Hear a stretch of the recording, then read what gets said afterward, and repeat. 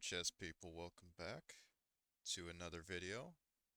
And in this video, we're going to do the opera game. If you don't know, this is the position that might look familiar. This is the final checkmating position of the opera game. If it looks familiar, great. You're about to go find the whole game. If you've never seen this game before, you're in for a treat.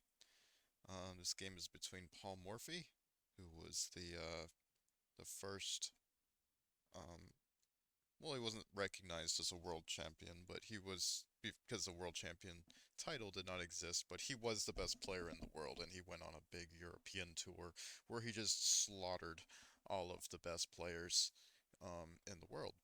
And he's playing the Duke of Brunswick, and and Count is Seward. And they're doing like a tag team kind of wrestling match against uh, Paul Morphy here. Paul Morphy starts out with e4, e5, knight f3, d6, the Philidor, very popular back then. Um, it was always a contest between d6 and knight c6 back then. D4, Morphy just challenges the center right away, putting pressure on this pawn and kind of threatening to take, and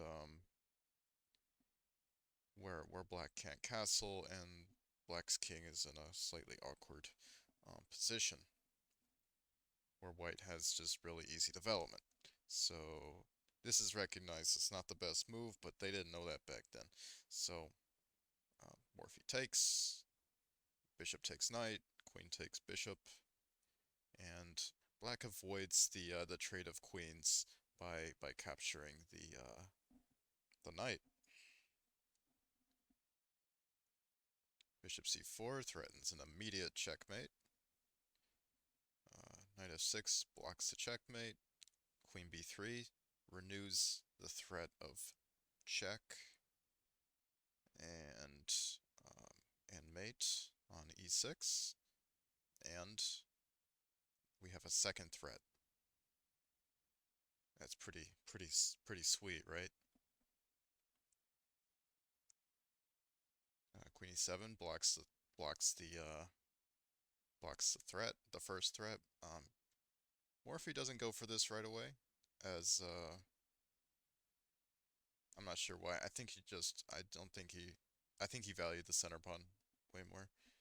I just don't remember off the top of my head. Um, Knight c3, c6, bishop g5. Morphy was a big fan of just developing his pieces and just putting all the pressure on his opponents. He didn't have to take material. Development was worth more than material, and that's one of what that's why Paul Morphy was so good, because he understood positional concepts at a time where they weren't understood as as much as they were. Even though Morphy is considered one of the best attacking players of all time, he had an insane knowledge of positional chess at a time where no one knew anything about positional chess. It's quite fascinating, actually. b5 attacks the bishop. Yeah, Morphy sacrifices the knight, knight b5, um, to keep the initiative. If he had just, if white just simply goes back with the bishop, there's black now has the initiative and can play a5, finish development, and start counterplay. But Morphy doesn't allow that. He sacrifices a full piece to keep the initiative, and which um, proves that initiative is worth a lot more than material a lot of times, especially when your idea works. Knight bd7 to block the check. The king is in a bad position, whereas white's king is perfectly safe, even though it's not castled. But this is a savage move. Castling queenside here gets the king to safety and develops the rook to attack d7. It's an incredible move. It's probably one of the best moves of the entire game.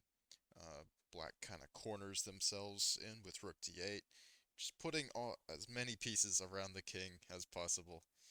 And white sacrifices the rook, trying to It's basically just stripping away the defenders. It doesn't matter how much material um, that he gave, as long as he was able to get into the black position. Rook d7, rook d1. Notice that black cannot take the rook here as it is pinned to the king, so black cannot move any pieces without damaging their position so much. This rook cannot move, this queen cannot move very well. This bishop has no legal moves, this rook's doing nothing, knight is pinned. All of black's pieces do nothing. Queen e6, trying to trade queens, trying to get something out and break the pin. Um, Bishop, and he saw this combination here, which was extremely pretty. Knight d7 um, captures the attacker, and then he goes queen b8. What a savage move! The idea of queen b8 is to lure the knight away from the king, since the king has no legal moves, since the bishop is covering them.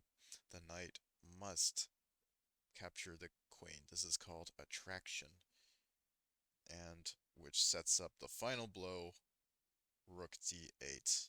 Just look at this. White has two pieces. Black has all the wealth, but white has the game. White has won the war, and the war is over. Paul Morphy has won, and it is probably one of his most brilliant games of all time. So if you enjoyed this video, go ahead and subscribe and be notified of future content. I'm also doing YouTube Shorts, so I'm going to be doing more of those. And I'll see you guys in the next video. Thank you for watching. Take care.